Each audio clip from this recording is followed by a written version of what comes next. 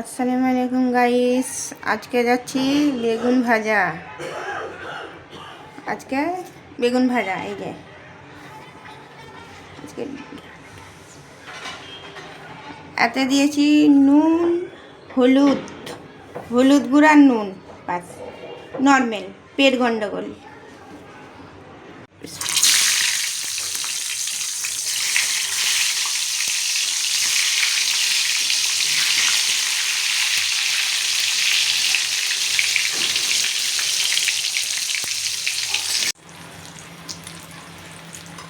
দেখো এই যে এক প্লেট হয়ে গেছে, এই যে লাল।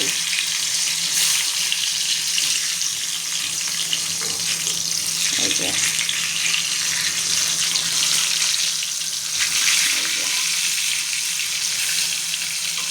বেগুন ভাজা কেমন লাগছে? কালারটা ভালো। এই যে ভাত, বেগুন ভাজা, ডাল, আলু ভাজা। আজকে খালি সব ভাজাই বানিয়েছি আর ডাল। লাইক কমেন্ট করবা সবাই।